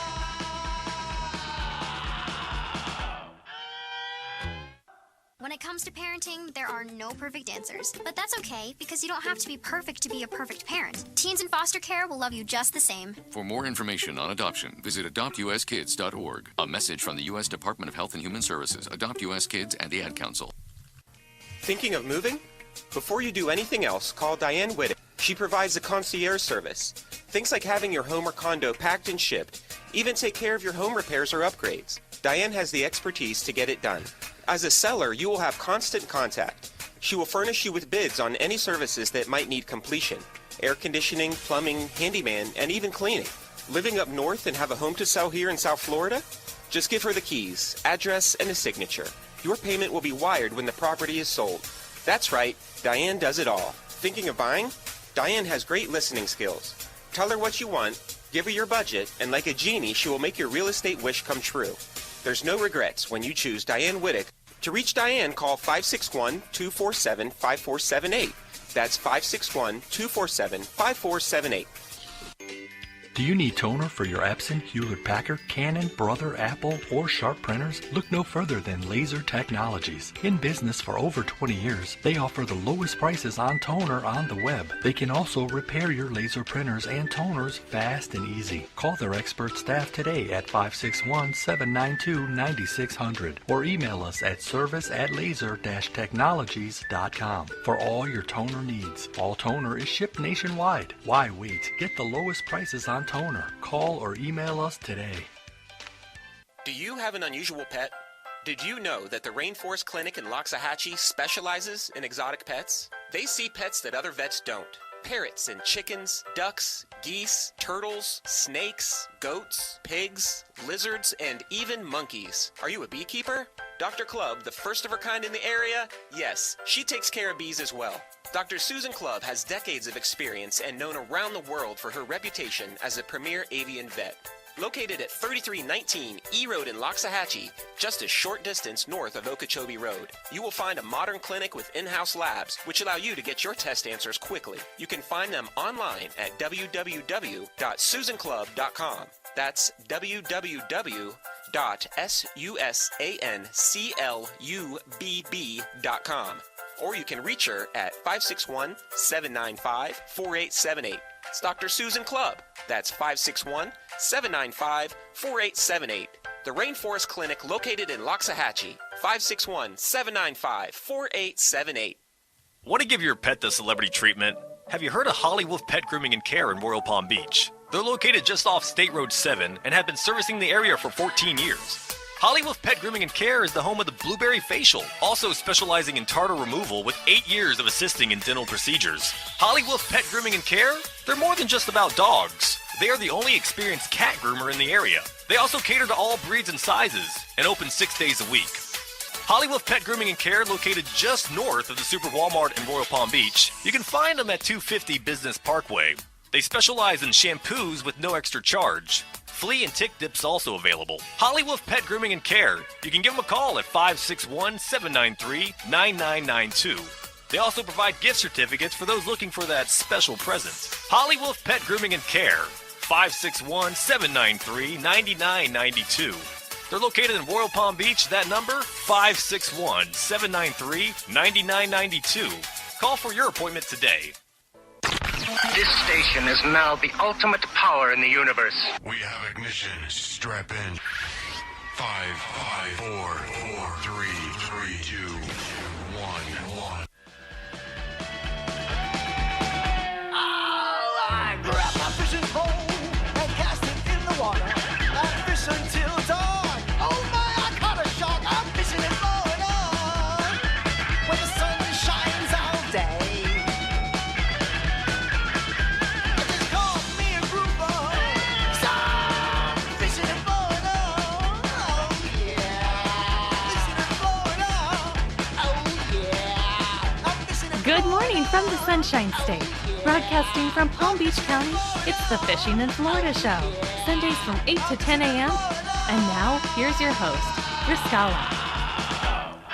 And we are back, and I can't believe how fast it goes on Sunday mornings. My goodness, it seems like a blink of an eye, and the whole show's over.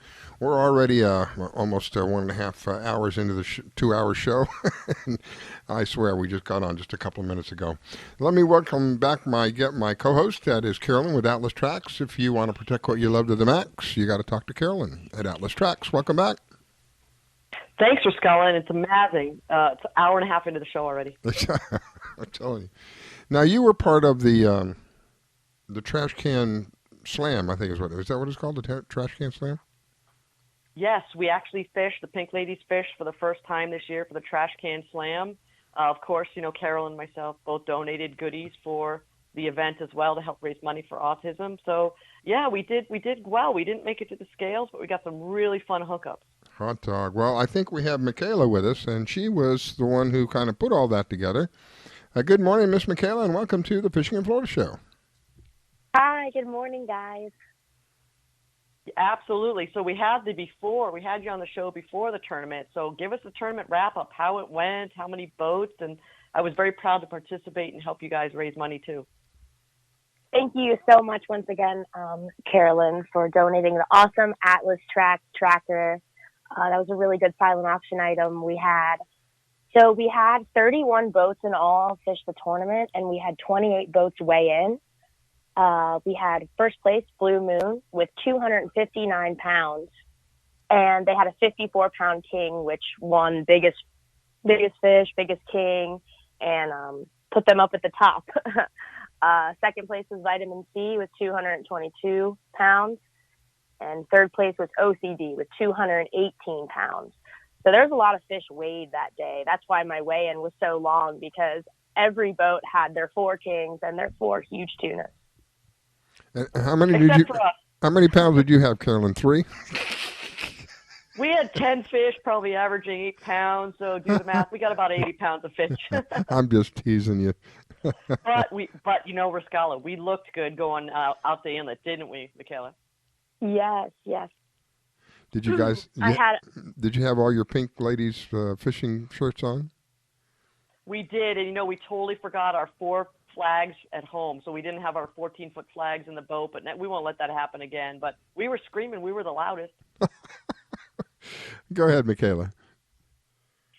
Yeah, we had a couple of my drone boys to capture our bimini start in the morning at 6:30 a.m. It's kind of like like the shotgun start, where all the boats go and haul ass one way or the other wherever they're going to fish. So, it was good to see everybody out that morning, especially Atlas Trax and you guys were in the World Cat. I loved it. It was great.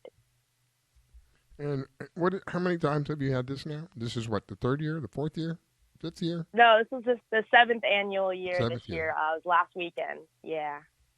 Wow. And And the proceeds go where? All the proceeds go to the local autistic clusters. So, for instance, Deerfield Beach Elementary School, we do a scholarship for Pompano Beach High. We've given the Deerfield Beach Middle School, just for the program, the coordinators to use this money, like, so they don't have to take money out of their own pocket, you know. Yeah. A lot of these kids break things and the sensory items needed, and the county doesn't supply them with enough funds for these kids and what they need every day in their life to learn. You know, just they need a little more. Yeah, they need. So we rate. You're Yeah, absolutely right. They need. Sometimes it's more than just a little more, and it's awesome that you guys are doing that. I have 3 grandchildren that are in the autistic spectrum, and it takes a special parent and takes a tremendous amount of patience with some of them. God bless them, you know, and God bless anybody who can help them, because it is a major challenge if you have an autistic child, depending upon the severity. But I have one of my grandkids is barely speaks. She just will mumble out a word or two, and that's about it. Happy child, you know, but again, it takes a special parent. It takes a lot of patience, because, you know, when you have a child and you say, well, you know, what happened, honey? Oh, well, you know, mom, dad, this happened, blah, blah, blah. But you have an autistic child who's really not, you know, he's not verbal, considered like a nonverbal. How do you find out what's wrong? When they can't, for whatever reason, they don't tell you, they can't tell you. So that, like I say, it takes a lot of patience, and God bless you for doing that. Autism is one of those strings of my heart. Go ahead, Carolyn. Well, I was going to say what's very amazing and remarkable about Mikaela is she started this tournament when she was in high school. Correct me if I'm wrong. Yes, I remember her saying this now. Yes, yes. Yeah, so she found a need, she found a niche. She while going to school started this tournament. She got a local fishing community following, and now she's in her 7th year. I'm lucky enough she lives a couple streets away from me. I met her mother. So now, you know, we've seen each other a few times, lots of hugs. They are so exhausted. I went over there yesterday. They've got prizes they have to ship out. They did great with the auction. Wow. You know, it takes a lot of time and energy and money and cheerleading to get people, 31 boats and, you know, 100 and something people behind you. And she did it as a high schooler. Congratulations. How much time do you spend preparing for this, Mikaela? Oh my gosh. I want to say that I try to start and find a date, like at least December, January, and then from there on out, I mean, it's usually an April or May date. So, I mean, especially when it gets down to the timeline of like 2 weeks before the tournament, I'm just going. But it's okay. Like, I love it. I love to do it. I love to work with this community, especially like the fishermen and the captains. And I'm so blessed to have that, all those connections, and that they like this tournament. And we raised at $9,000 in all, with raffles, T-shirts, silent auctions. Cool. And also we had food at our weigh-in. We had food at Taha Marine. I want to do a big shout out to Taha Marine and Pompano Beach. They have the best Valvatech fuel, and Mayor Taha is an awesome guy for letting me host my weigh-in there, and it was a really great time. You know, I think it's really heartwarming about this. This shows the side of our country that is not advertised very often. It's not spoken about as much as the divisive part of our country. It takes a lot of work, first of all, to organize something like this. Having said that, imagine all the people. Now, she's 31 boats? Yes, 31. So typically 2 people on a boat, sometimes 3 people on a boat. So how many people do you think were actually in the tournament, Mikaela? Around 100? Well, so I don't have a maximum amount of people on, like, to be on the boats as fishermen. Mm-hmm. So, I mean, I want to say these people were stacked up with about 6 or 7 people. Oh, my. So, I mean, at least like, you know, maybe 180 to 200, like, people on each. The boats were stacked. Yeah.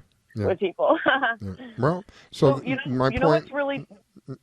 Hang on a second, Carolyn. My point being is that so you have Mikaela, who spends roughly 6 months prepping all of this.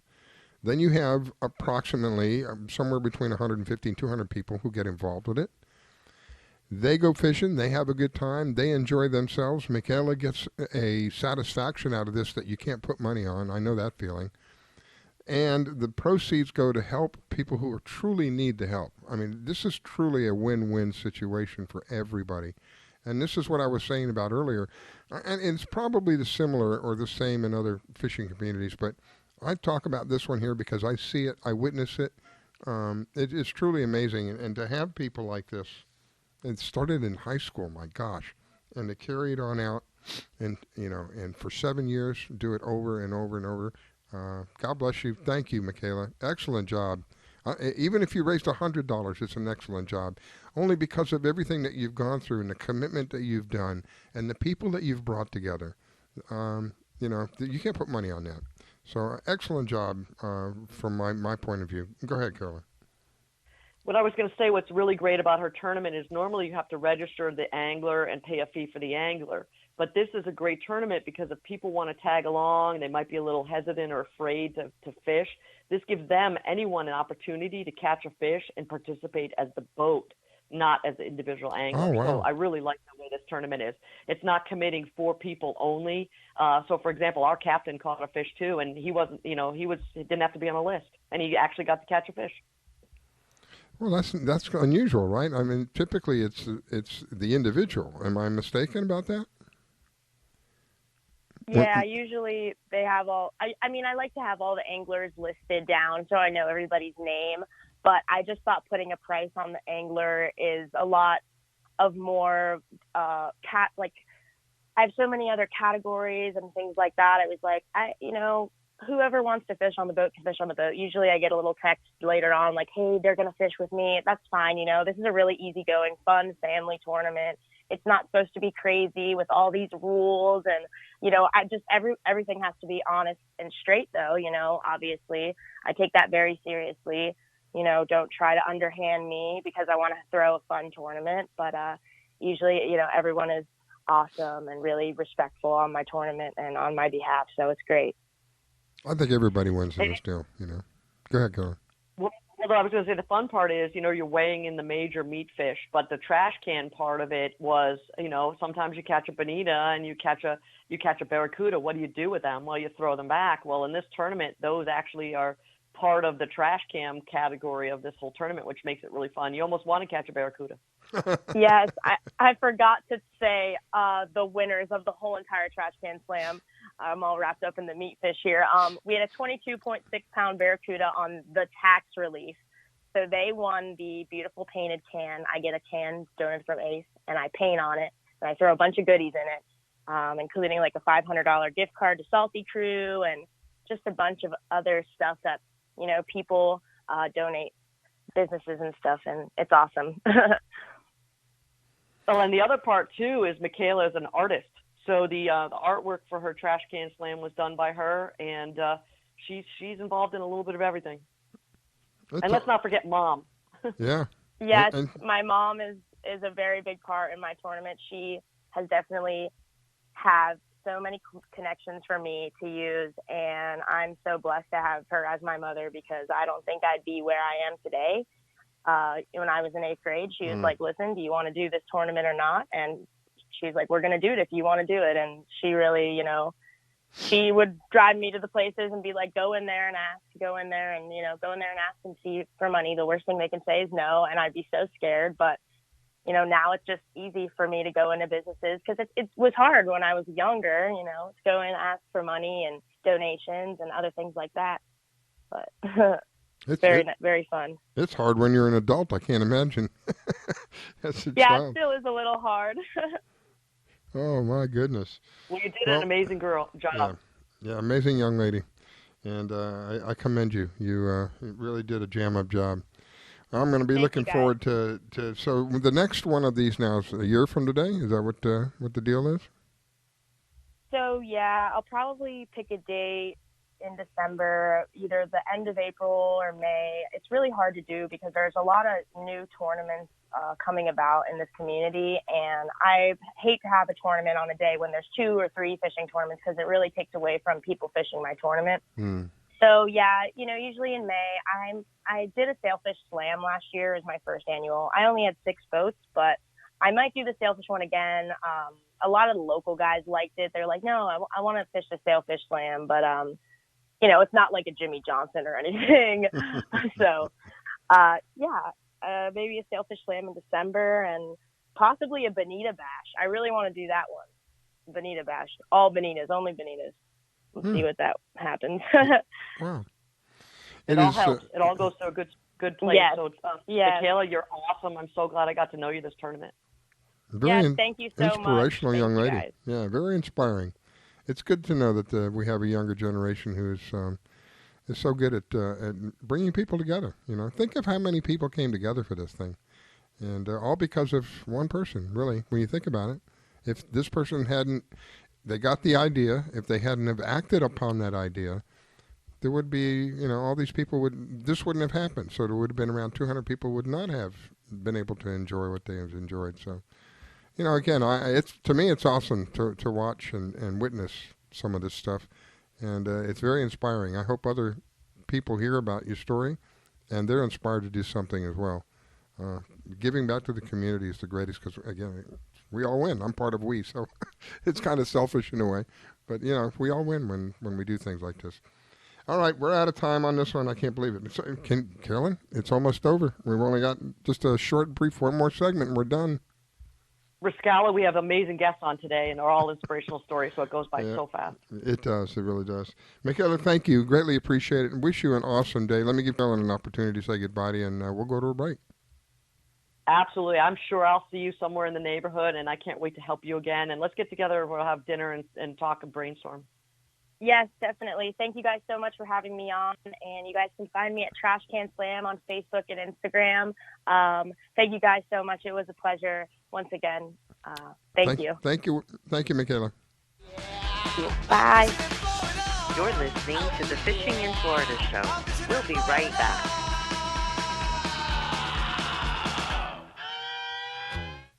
When it comes to parenting, there are no perfect answers. But that's okay, because you don't have to be perfect to be a perfect parent. Teens in foster care will love you just the same. For more information on adoption, visit adoptuskids.org. A message from the U.S. Department of Health and Human Services, Adopt U.S. Kids, and the Ad Council. Thinking of moving? Before you do anything else, call Diane Whittick. She provides a concierge service. Things like having your home or condo packed and shipped. Even take care of your home repairs or upgrades. Diane has the expertise to get it done. As a seller, you will have constant contact. She will furnish you with bids on any services that might need completion. Air conditioning, plumbing, handyman, and even cleaning. Living up north and have a home to sell here in South Florida? Just give her the keys, address, and a signature. Your payment will be wired when the property is sold. That's right, Diane does it all. Thinking of buying? Diane has great listening skills. Tell her what you want, give her your budget, and like a genie, she will make your real estate wish come true. There's no regrets when you choose Diane Whittick.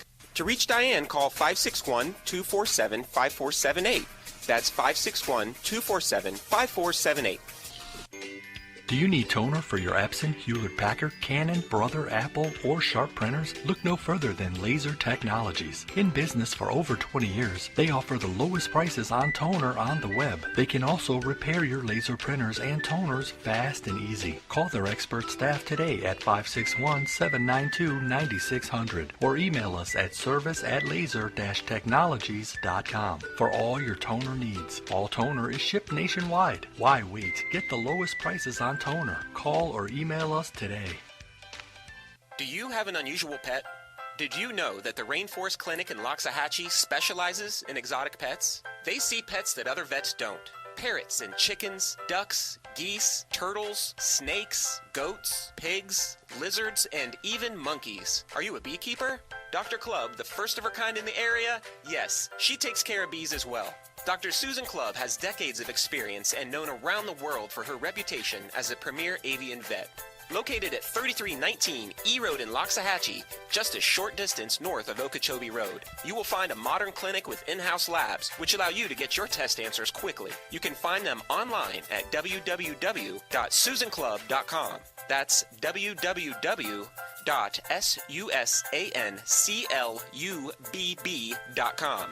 Or you can reach her at 561-795-4878. It's Dr. Susan Clubb. That's 561-795-4878. The Rainforest Clinic located in Loxahatchee. 561-795-4878. I grab my fishing pole and cast it in the water. I fish until dawn. Oh my, I caught a shark. I'm fishing and blowing on when the sun shines all day. They call me a grouper. So I'm fishing and blowing on. Oh yeah, fishing and blowing on. Oh yeah, I'm fishing and Good morning from the Sunshine State. Broadcasting from Palm Beach County, it's the Fishing in Florida show. Sundays from 8 to 10 a.m. And now, here's your host, Mikaela. I think, as God is my witness, this is the fastest 2 hours that I spend of my life every week. I can't believe it. It's over. My goodness. I just got on here. Just a little, it's a blur. It's all a blur. Anyway, let me welcome back my co-host. That's Carolyn with Atlas Trax. If you want to protect what you love to the max, you got to talk to Carolyn at Atlas Trax. Welcome back, Carolyn. Yeah, you know, Mikaela, it's funny. You think about going out to dinner with someone for 2 hours and you can't wait to get the hell out away from the table. and the coffee's taking forever, and someone's putting 14 sugars in it and twisting the old and tapping the spoon on the side of the thing. This is like fun. I'll tell you what, and I believe we have the Florida Salty Cowgirl. Good morning, Miss Angelia. Good morning, everybody. How are we doing today? We're doing great, and I have to tell you, our listeners, it's the first time we haven't talked since we fished. We fished for the first time together in the Trash Cam Slam. We had Mikaela on just a few minutes ago, and I had a hell of a time with Angela. We had so much fun. In fact, we haven't had a show in 2 weeks, and I thought, my goodness, how in the world am I going to say everything that I want to talk about? Well, yes, it was an absolute pleasure fishing with Carolyn. We had a little bit of rough seas, and we caught a few nice fish, but we had such a great time. Really good time. And what did you catch? Carolyn, I think our final count, we came up with 7 mahi, 2 kingfish, and 1 cerro mackerel, which we are not complaining about. We didn't make it to the weigh-in, but we were pretty happy and had a great fun day. So you really can't beat it. Yeah. Well, yeah, and we had a couple of triple hookups, so that was fun on those little dolphins. Really fun. And the dolphin down here, guys, they're still coming in, and I've seen a few decent-sized ones, but mostly they're under 10 pounds, really nice eating size, and you're kind of cherry-picking them out in the deeper water, 500 to 600 foot. And believe it or not, I saw someone catch an 8-inch mahi the other day. 8 inches. I'd never seen a mahi so small in my entire life. 2 weeks old. It looked like, right, Carolyn? It looked like it belonged in a fish aquarium. Carolyn? So, absolutely. Yep, that's about a 2 week, 2 to 3 week older. Yeah. Exactly. And a few weeks ago when I was heading down to Key West, we caught a couple, or heading down to Cujo Key actually, we caught a couple that were like 19 3/4 inches, and they need to be 20 at the fork, guys. Legal is 20 at the fork. Oh, really? But we caught a couple like 19 3/4 inches, and we were laughing. We said, if we throw them back and catch them tomorrow, they'll probably be of size. Because they are some of the fastest growing fish out there. I was shocked when Carolyn told me it was like, what is it, Carolyn, 2 inches a week or something? 3 inches a week? Yeah, absolutely. They are absolutely the fastest growing fish in the ocean. That's crazy. We were talking about the Goliath grouper earlier with Pam Wirth, and we were Carolyn looked up the growth rate of a Goliath grouper, and we figured it was around 25 to 35 years old are these fish that you're seeing out there right now. Can you imagine that? Oh, absolutely. I make jokes all the time that, it's not really joking, but mahi are our fastest growing fish in the ocean. And one of our primary catches down here, kingfish, they're some of the slowest growing fish in the ocean. Oh, really? So you could catch 20-pound mahi, and it could just be a few months old. You catch a 20-pound kingfish, and now you're talking about a fish that could be 20 or 30 years old. Really? So, oh, my God. I had no idea. Yeah, some people, take much more pride in catching that giant smoker kingfish because he's been out there a really long time, and you're the one that finally caught him, Whereas those mahi, they just grow like a weed. And the typical version that happens every year, we are so ate up with weeds down here that it's almost difficult to troll, which is what we saw all the way up to Pompano Beach, Carolyn, right? And lots of weed, yeah. But as soon as you find those birds, guys, you are on them, and you will definitely get hooked up once or twice. I think we had one that we even chunked bait beside the boat and caught, didn't we, Carolyn? Oh, that's right. We put a fly out. We put a quick fly out, and he jumped on it in seconds. Jumped on it in a heartbeat. One followed the two we were reeling in, and dropped the line in the water, and that one that was not even on a hook hit it right beside the boat. So they're hungry and they're out there, guys. They're not really big yet from what I've seen. I've seen a few decent ones coming in, not on my line though. at least my mahi curse of 2020 is over. And Yay! A quick little update here. Thursday we had the glassiest, most beautiful seas I've ever seen down here, or I've seen in months and months down here, and I did a long haul down to Key West on Thursday, about 100 miles, and it was just glassy and flat and beautiful, and we made it in about 5 hours just running. The next day it started getting rough, and now we're looking at 15 to 18 knot winds and 3-foot seas for the entire next week. It's just a blowout. Wow. It just goes to show you never know when those little windows of opportunity are going to happen. We have really, small craft advisories up here. Yeah, it's windy and the seas are rough, and it was just the weirdest thing, though. Like I said, Thursday it was glassy out on Oceanside. I mean, you very rarely. It was almost too flat to fish, which is why we just kind of ran straight out.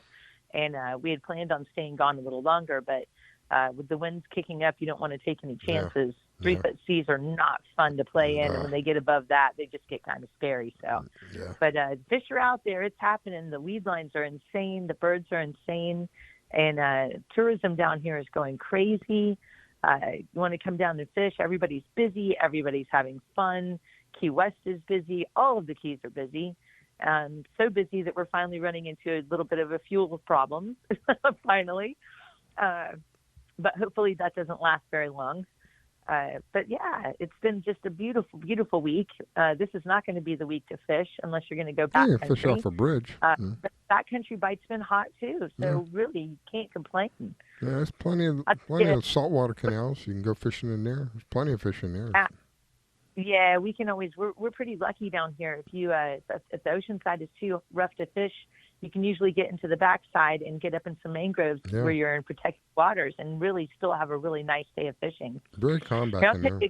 A cute thing, I always have a really fun time cutting the mahi bellies open because I love to see what they've eaten. Mm-hmm. Plus, another thing, anybody who dumps their fish carcasses back into the water, which is the right thing to do in my opinion, everybody should know to pop their eyeballs out because they'll blow up and they'll float. But with the mahi, you also should cut their stomachs open because they will also blow up with gas and float. So if you want those fish to go down and get eaten by the rest of the food chain, definitely, puncture their eyes and their stomach. But I'm a little curious one, and I always have to cut their stomachs open to see what they've eaten. Sometimes I've pulled out multiple 12-inch flying fish that aren't even starting to be digested. Just crazy. Look, they're still got color on them.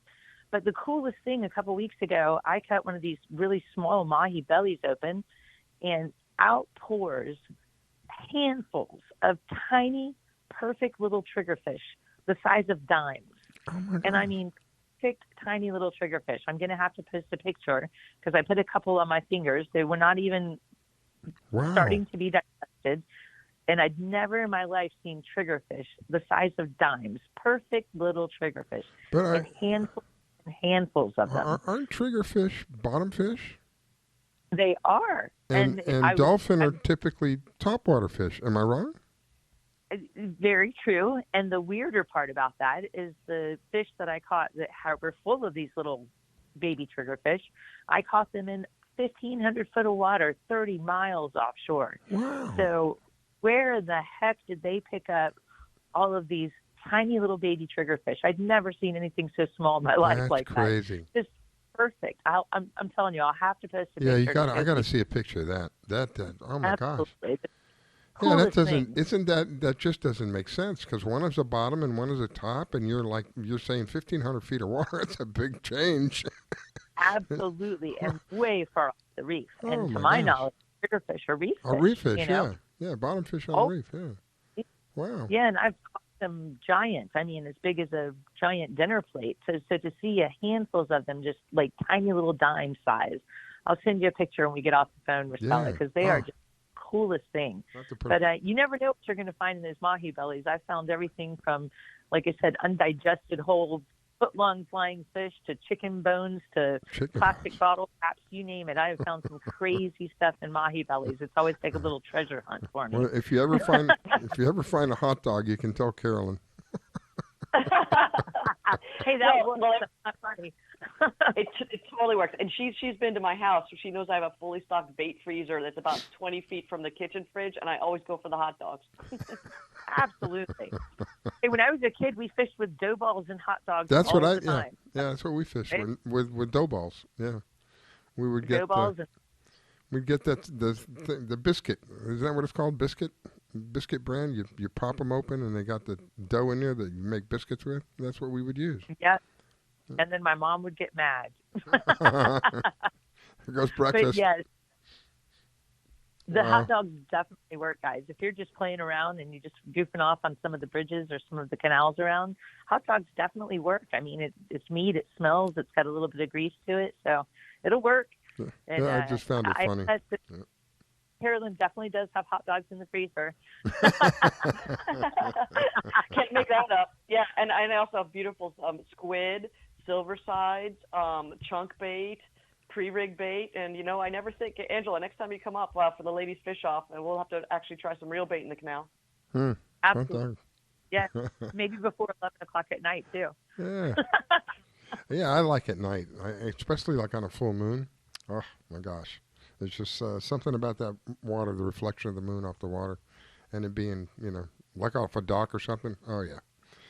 Yeah. You ever go crabbing? Do you have sea crabs there, Carolyn, where you're at? Like blue crabs?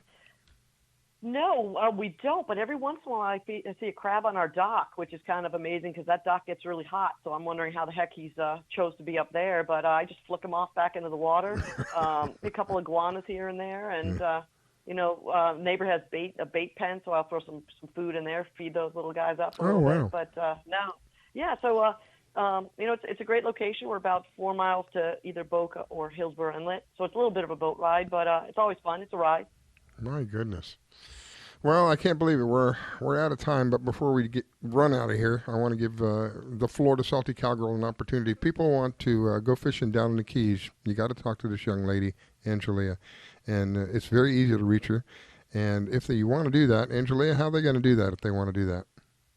You can always find me on Instagram or Facebook at Florida Salty Cowgirl. FloridaSaltyCowgirl.com should be back up and running this week. We've been working on it hard. Thank you. And you can always reach me on my personal phone, 813-610-0078, and text me is the best way to get a quick response. So I'd love to hear from you. God bless you, my dear Carolyn. I give you an opportunity to say goodbye, and we're out of here. White Lines Girl, and we'll see you June 5. Heck yeah. All right, my friends, thank you for taking the time with us this morning. Greatly appreciated. We'll be back in a week. Enjoy your day.